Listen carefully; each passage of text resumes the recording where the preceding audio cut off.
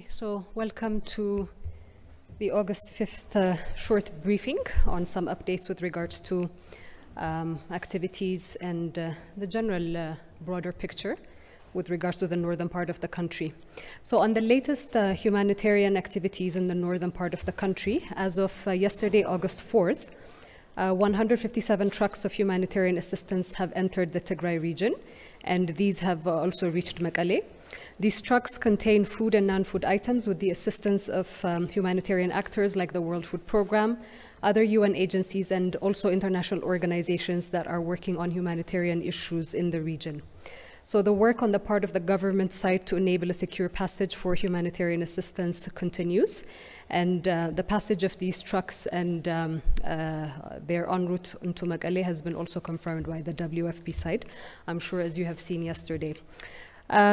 Despite these efforts, though, there are still deliberate efforts to manipulate the international community into thinking that the support provisions put into place by the government to support the delivery of aid into the region are ineffective, and that other less accountable and less controlled means of delivering aid are required. So this is part of the narrative that is being exploited. However, that cannot happen, as I had also shared before with you that clear guidelines and protocols have been put in place as part of the government security measures that every stakeholder needs to adhere to when delivering humanitarian assistance into the region.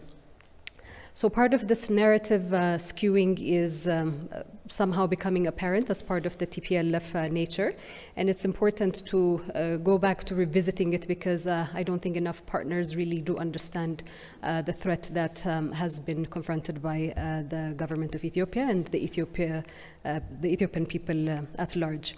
So the noise being amplified by the TPLF is with regards to humanitarian assistance, and this narrative of blockage of aid is trying to bypass these protocols and guidelines that have been already put into place for security measures. In the past week, we have seen the continued bravado of the terrorist TPLF's leadership on some media outlets attempting to discredit the leadership of the government as well as the efforts that have been made. Aided by their digital foot soldiers and operatives, they have continuously skewed the narrative, posturing as righteous defenders of the people of Tigray in whose name they continue to trade. At one moment, there is a dilly-dallying between victim and victor identity. And this victor and victim identity has been their go-to strategy in attempts to accuse the administration of everything under the sun. But history does not forget, and in time the truth will continue to unveil itself to those that are momentarily taken by TPLF's propaganda. This is not new to a lot of the correspondents in this room, but I guess it's still important to reiterate that between 2005 and 2018, the people of Ethiopia made it clear that enough was enough following the TPLF's 27 years of atrocious human rights violations, disappearances, killings, forced displacements, violent crackdown on opposition, choking of democratic prospects for the country, embezzlements out of proportion, and a divide and rule approach which institutionalized ethnic profiling. So this heavy-handed and bloody approach characterized the way this organization ruled and before it was ousted, giving the fake semblance of stability and peace that it thought that it had brought. In this period, it had laid down deep networks domestically and internationally, which it continues to play like a ventriloquist towards its own destructive ambitions. So playing the unconquerable victor when it suits the international audience, and then playing the downtrodden victim again, playing into international sentiments, values, and principles is the characteristic of this terrorist organization. And I hope that the international community at this juncture will begin to wake up and see this organization for what it is, a terrorist organization that has hijacked the well-being of the people of Tigray as a means to its vicious goals. If truly TPLF was for the people of Tigray, then the millions of Tigrayans it has kept suspended for 27 years in food handouts while it overfed itself would not have continued being safety net recipients. So even though there are some who refuse to acknowledge the Ethiopian people's designation of TPLF as a terrorist organization, and the reason that I say the Ethiopian people's designation is because it went through a constitutional process through the House of People's Representatives endorsing this designation. It has continued to show its nature and actions commensurate with such a designation. It has assassinated, abducted, wounded members of the Tigray Provisional Administration and looted their properties. In fact, most of you would be aware that last week some members of the Provisional Administration and family members of the deceased as well as abducted were out in the streets of Addis last week to share their pain, as this is not an issue that is often paid attention to and taken up. But these are civil servants who took the risk, who gambled on their lives to serve the people of Tigray within the region. This terrorist organization also continues to aggressively terrorize people within the Amhara and Afar regions, entering through obscure routes and routes that are not considered as main passageways. As a result, they have displaced more than 300,000 people in both regions as part of this belligerent encroachment. Again, together with their operatives, they have orchestrated economic sabotage through which there has been a hoarding of iron estimated by the federal police to be worth 5 billion. And they continue to use their operatives abroad to disseminate false propaganda online, attempting to incite fear about the country while influencing ill-informed policymakers with a distorted narrative. So these are some of the manifestations of terrorism, and we would be hard-pressed for other definitions if this is not considered by the international community as comprising terrorist acts. In fact, the US Department of Homeland Security, in its own policy memorandum dated June 15, 2014, you can actually look it up, had stated, and I open quote, the TPLF qualifies as a Tier 3 terrorist organization under INA Section 212 on the basis of its violent activities before it became part of the ruling coalition and the government of Ethiopia in May 1991, close quote. And true to this nature, today the same organization has continued in its inherent behavior of terrorism. So against this backdrop and the challenges that the government is confronted with a refusal by some members of the international community to call a spade, the lengths that the government has gone to support the people of Tigray are wide and far-reaching. We've shared before the efforts made by this administration to address the needs within the region after the TPLF treasonously attacked the Northern Command of the Defense Forces in November 2020. And here again, I would like to kind of remark that why the international media and community still question TPLF's attack on the Northern Command is bewildering, particularly because there is a video testimony among, stated by TPLF's own members, indicating that this was a preemptive attack. So I leave that as a question mark with you. In any case, following the TPLF drawing the government into its rule of law operations in the north, the government has spent close to 8 to 10 times the region's budget in relief and repair work. So this is around 100 billion birr. This includes expenditures for humanitarian assistance delivery that have been done in 3 rounds before the unilateral humanitarian ceasefire was enacted, for health expenditures, repairing damages that had been sustained by some hospitals and health centers, as well as facilitating other forms of healthcare provision for areas in which these healthcare provisions had been suspended. Expenses related to agriculture activities. Again, this was humanitarian ceasefire that was enacted to enable the farmers of Tigray to go back and resume the agriculture activities. So these expenses also reflect that, as well as water and sanitation service provision, among other support services that were being rendered. In this regard, the government of Ethiopia still stands by its humanitarian ceasefire, whereas we still have cases in which some communities within the Amhara region and the Afar region are still encroached upon by the TPLF group and terrorizing communities, looting properties, as well as the ongoing activities that is true to the nature of a terrorist organization. Having given you this backdrop, there are some problematic framings that have emerged more prominently over the past week that also need to be addressed. And in a way, these framings are also wrongfully directed at the government. Some of these include, for example, a very bewildering public statement made one day ago referring to the situation in the north as the government's, open quote, the government's brutal campaign against the people of Tigray, close quote. So for those that know and aspire to understand Ethiopia, that understand the people-centered policy of this administration embarked upon in the past 3 years with the reforms journey, and for those that are open to moving away from very preconceived notions of what African leaders and countries are like, such statements would not have been made just matter-of-factly, because it would require understanding the nuances and a bit of an in-depth understanding. It is regrettable that African nations such as Ethiopia, and particularly Ethiopia, with more than 3,000 years of a rich history, culture, and diverse people that have stood the test of time, and with a democratically elected government, is portrayed in such simplistic terms and with erroneous information as a catalyst for these kind of statements.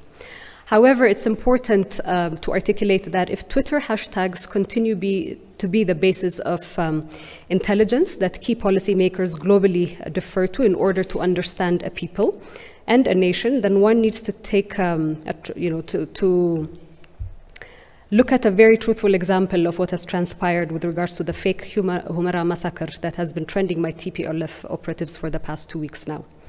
Our media monitoring flagged this trend on July 22, and you would know that the information outlet for the media group that has been dealing with the rule of law operations over the past 9 months had alerted a notice saying that this fake massacre in the making is underway, and it is being perpetrated or purported by digital online activists under a fake hashtag that had been trending. So after that indication from this group or the media outlet, we saw that there was a subsiding component to this trending hashtag. However, just last week again, it was revived, or a few days ago, with deplorable images that were being disseminated online, and Twitter concerns being shared by officials with botched testimonies by TPLF operatives given to international media to pepper the reporting as well. The other problematic framing which is being concocted is that the Tigray region is under a siege or a blockade by the government. And this framing is also why the TPLF waged a confrontation on the Afar entry point for humanitarian assistance. And this has been done to give the impression that the government is blocking humanitarian assistance throughout that route, thereby facilitating the demands for the opening up of other routes that in a way would be treated as a no man's land and entry point. Fortunately, as a sovereign nation, the Ethiopian government determines which route is more suitable to deliver its responsibility of humanitarian assistance. And those who want corridors for weapons and non-humanitarian goods to be routed to them continue to try and manipulate the realities on the ground in attempts to convince the world that unfettered access is not happening. Nevertheless, for those that intimately understand the working and the machinations of TPLF, they do understand that this is the modus operandi. And those who are aware of its propaganda also know how to differentiate between the wheat and the chaff in this relentless push for narrative, for a distorted narrative. Lastly, on this issue, many have also made misconstrued statements, and I would rather share it and address it at this point. They have misconstrued the statements that have been made by the leadership as directed towards the people of Tigray. So words used by the leadership are being pulled out of context to fit an agenda that rings the sirens of dehumanizing rhetoric that has been referred to. And it's very clear to those that read these statements and to those that push the alarm that such statements are directed at the TPLF organization as a terrorist organization rather than the people of Tigray. So let's not also forget in this regard that both former President Obama and Vice President John Kerry have used similar terminology and phrases in the threat posed by ISIL as a terrorist organization. So these references that are being made or that are being skewed to refer to the people of Tigray is an erroneous approach, and it's the propaganda element of the TPLF wing, but they are being directed towards the organization as a terrorist organization designated within a constitutional process. On engagements with partners, I would like to reiterate that the government of Ethiopia welcomes engagements with all our international partners. These engagements will need to continue not on the path of foregone conclusions and veiled threats, but honoring the tradition, the culture, and respect that an ancient country of more than 3,000-year history warrants.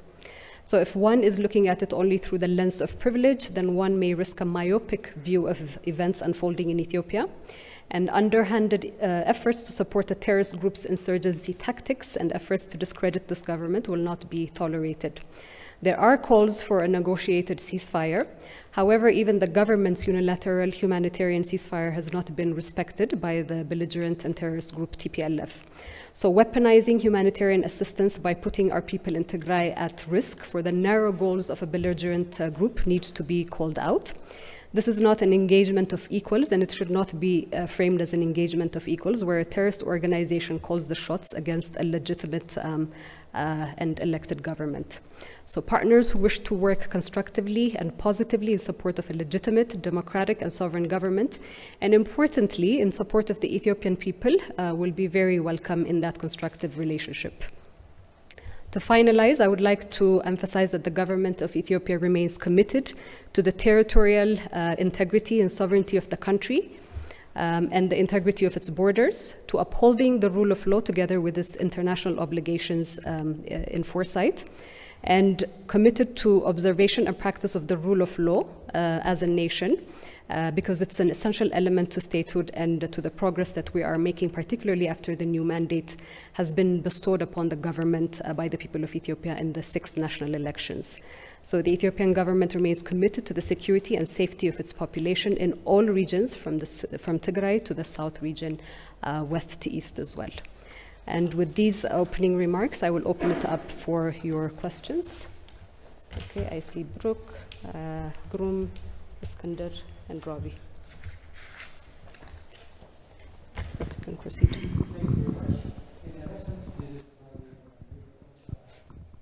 I think maybe you could wait for a microphone to come to you.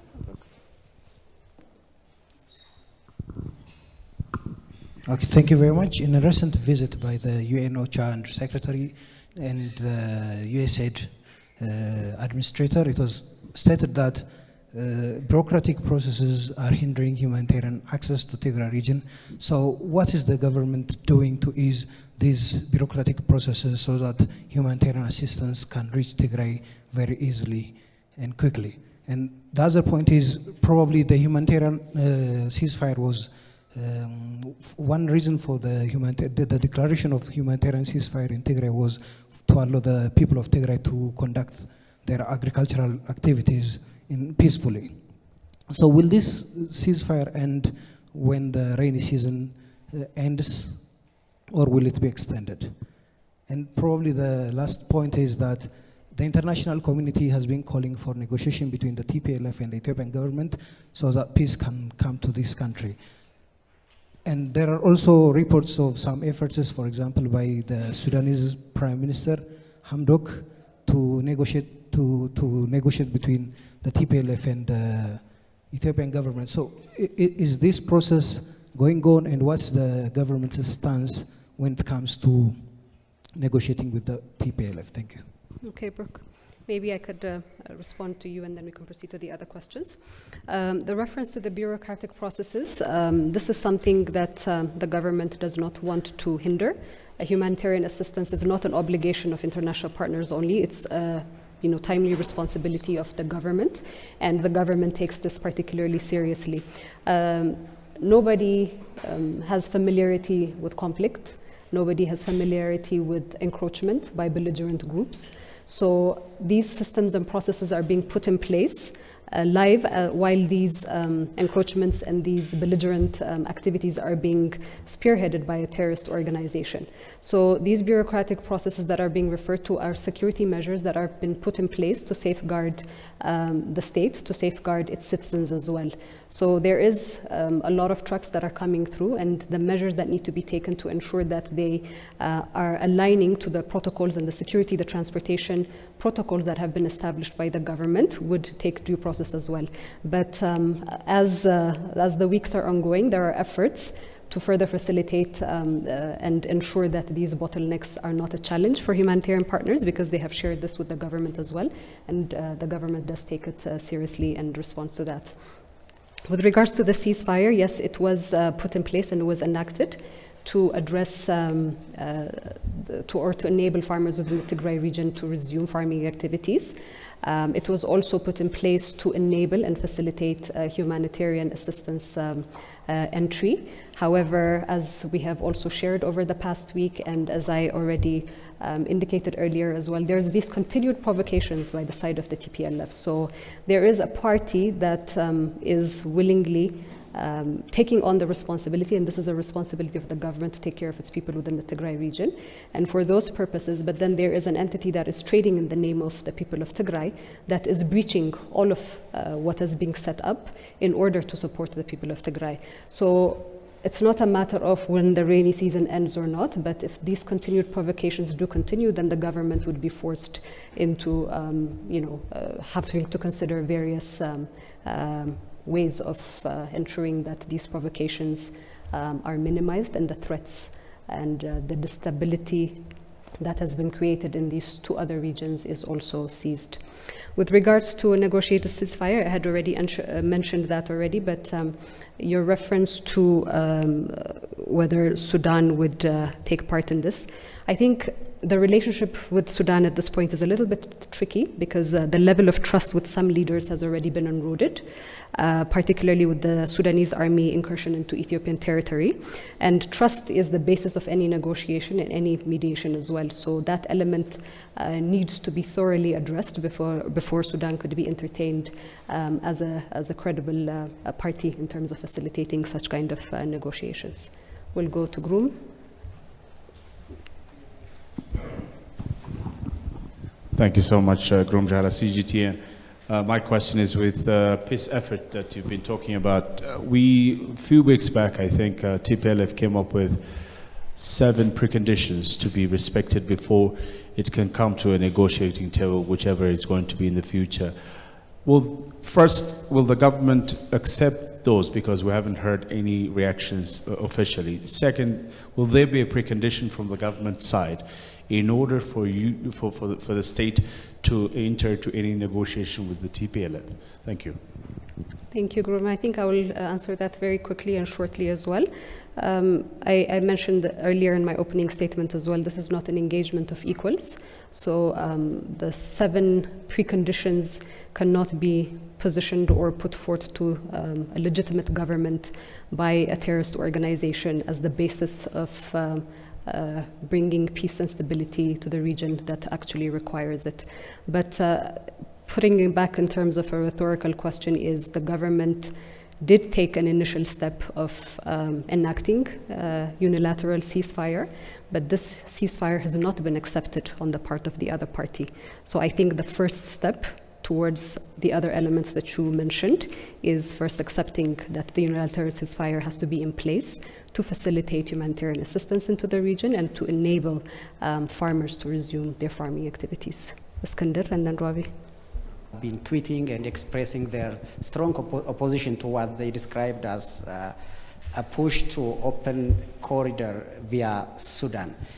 Can you tell us what they are referring to? I mean, has there been any request from international partners to open a humanitarian corridor through Sudan? One more question. There have been circulating reports about the Prime Minister's alleged visit to the Afar front. Can you confirm that? And what was the purpose of the trip to the Afar front by the Prime Minister? Thank you very much. Thank you, Iskander. To my knowledge, there isn't any request by the international community and organizations for an alternate corridor. However, there is a building up of narrative and rhetoric and propaganda by the TPLF to indicate that the Afar route is not a safe route, and it is subject to bureaucratic bottlenecks, it's subject to seizing the region, it's subject to blockades. To give the impetus for other requests to be made for other corridors to open up. So that is part of the reflection, because I think the government, as a sovereign government, has the responsibility, as I stated, to deliver humanitarian assistance and to choose the route through which it is easily manageable, effective, and efficient to deliver humanitarian assistance. And at this point, considering that the Afar region is proximate to our ports in Djibouti, the government has chosen that route as an entry point for humanitarian assistance. And to your last question with regards to the PM's presence in the Afar region, yes, he was present in the Afar region on Monday. He held discussions with the leadership of the Afar region, as well as elders, in terms of facilitating the flow of humanitarian assistance within the Tigray region, among other issues as well. Robbie? Thank you for the briefing. I wanted to ask about something that Muferiat, the peace minister, said last night. She said that aid can be significantly scaled up provided the TPLF adheres to the ceasefire call. And I just wanted to ask if that is in fact the federal government's position, that the ceasefire has to be respected by all parties for the humanitarian response to be significantly scaled up. And if that is the position, why would that be a requirement in Ethiopia when there are a number of other active conflicts in which humanitarian workers can still do their jobs even as fighting continues? And secondly, you mentioned that the relationship with Sudan is tricky at the moment. Is there somebody that the federal government has identified as an acceptable mediator if negotiations were to get to that stage, or the process of trying to initiate some kind of talks were to progress? Thank you. Okay, thank you, Robbie. With the statement that you made, I think it's important, and we have to be careful with the way you framed it, because from what I'm hearing, the way that you're framing it presupposes that this is a condition upon which humanitarian assistance, or the government is using it as a precondition for humanitarian assistance. And that is not the way Minister Muferiat has stated it, and that is not the position of the government. It is not a condition. Why it's being referred to as an obstacle is because of the provocations by the TPLF on these particular areas through which aid is being transported into. So it's really important to be careful with the framing around this issue. With regards to, has the Ethiopian government identified other intermediaries or middle players? I think the Ethiopia, as I was saying, with a country or heritage of more than 3,000 years, has got its own indigenous institutions, its own reconciliation mechanisms. It has elders that populations, various segments of the population do listen to. We have our own indigenous, conflict resolution mechanisms, and it's important to exhaust those means before having to look for third-party intervention outside of the country. So these are some tools that are being considered, and we will be informed with them when it's the time for that. Any other questions? Okay, we'll take one from Addis. Take one over there. Isra. So as talks of this need for dialogue or peace circulates around, TPLF fighters continue their incursions south. Do we have any idea, do we know the extent of the damage done already on communities in Afar and places in the Amhara region where the incursions have been made by the TPLF? And to what extent such incursions complicate humanitarian efforts by the government and partners? Thank you. Okay, Addis. I don't think that area is particularly an area where people, can take stock of, because taking stock of these kind of things requires a sense of stability, and with continued provocations, it's really hard to take that kind of stock taking. However, I had already indicated that more than 300,000 people have been displaced from the Afar and Amhara areas in which these provocations have continued by the TPLF. Farmers' livelihoods have been disrupted within the Amhara region. Pastoralist community within the Afar region have also been disrupted. So this gives you a perspective of, the damage that these pockets of resistance from the TPLF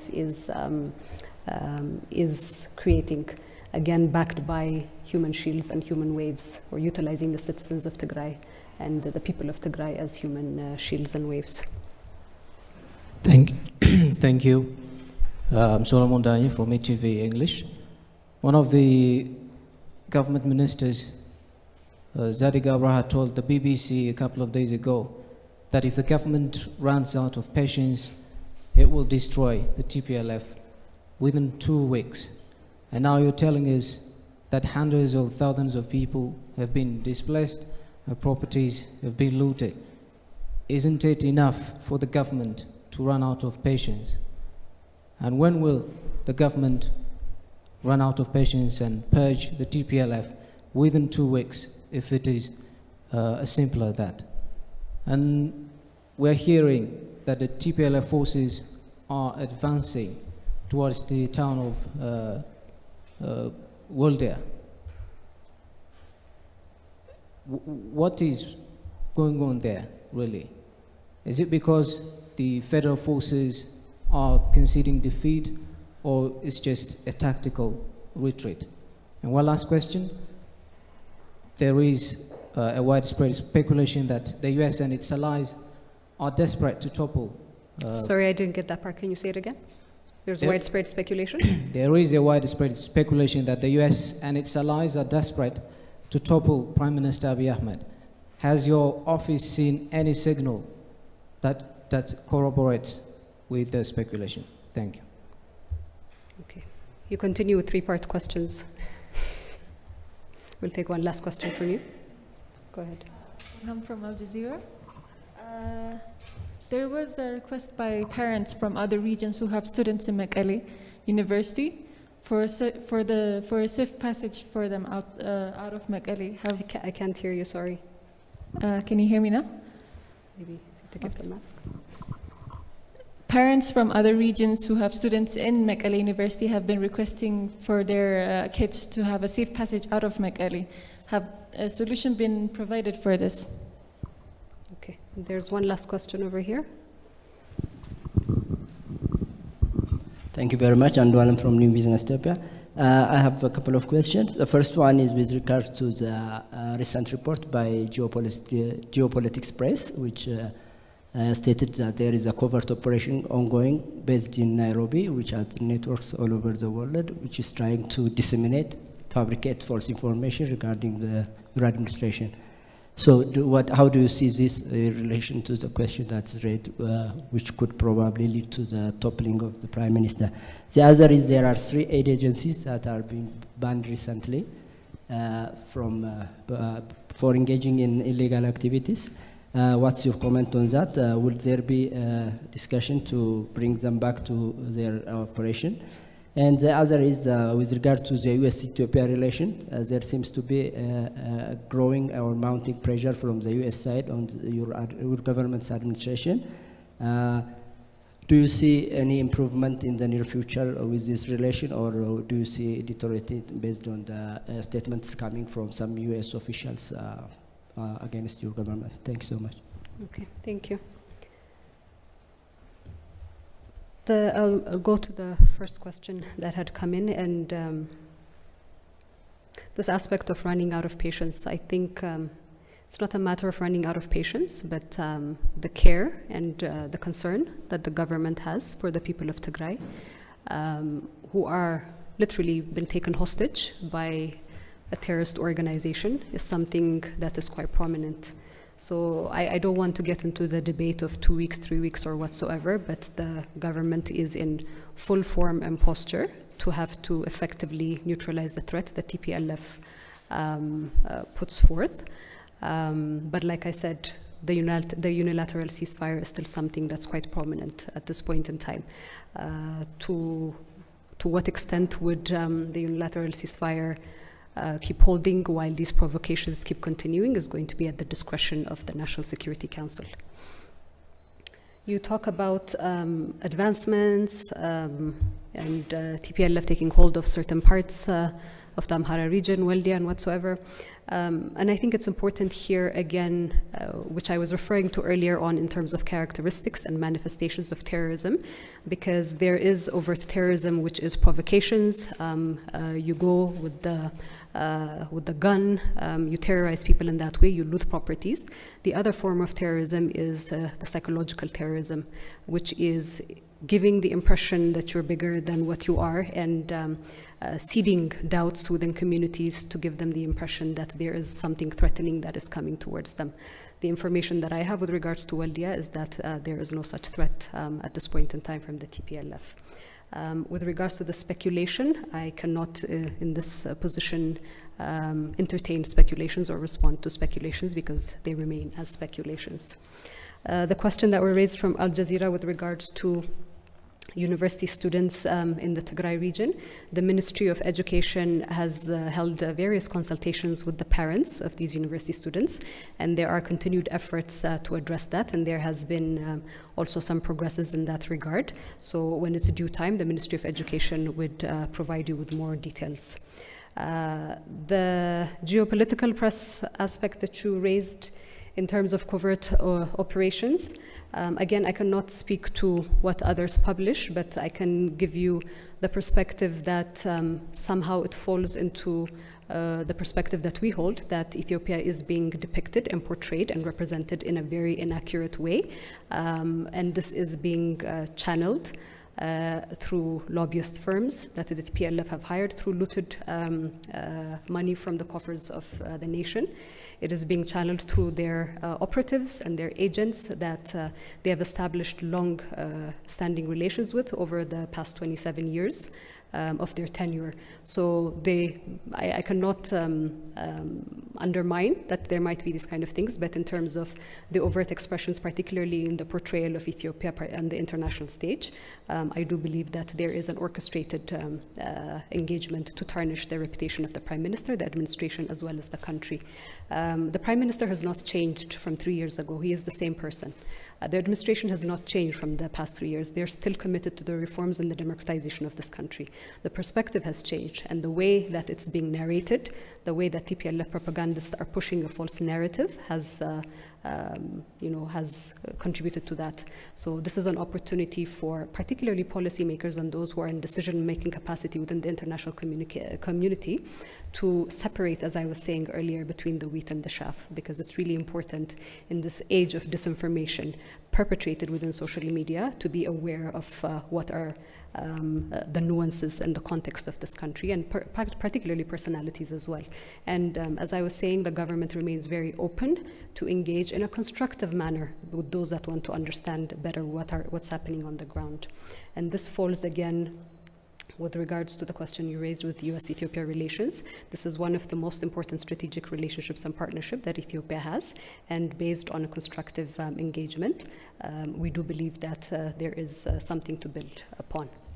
So I think we'll wrap it up with these responses, and we'll come back again at another point in time. Thank you.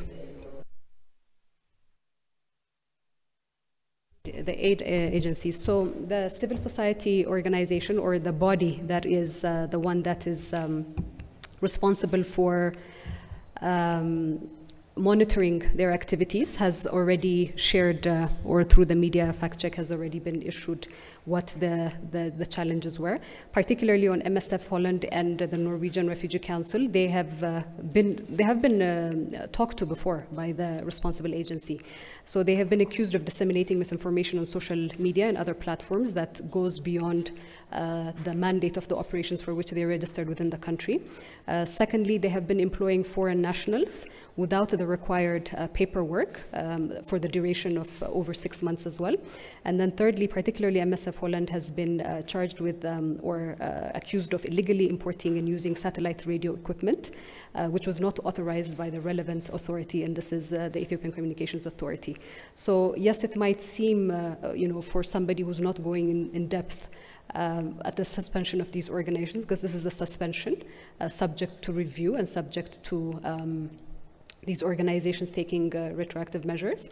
But the charity organization had been warning them ahead of time that these were some breaches according to the lands of the law, and because they were not paying attention to these breaches, then the suspension has to be put in effect. And whether it's MSF, whether it's Norwegian Refugee Council, or any other NGO that is operating within this country has to adhere to the laws of the land, because this is not a no man's land. And the perspective of, exceptions to any particular rules should not be expected of an African country because it is African, because these kind of same rules also exist in other parts of the world as well. So these organizations need to adhere to that, and then in consultation with the parent organization as part of the government, they will be able to address whatever issues outstanding for their suspension. Thank you.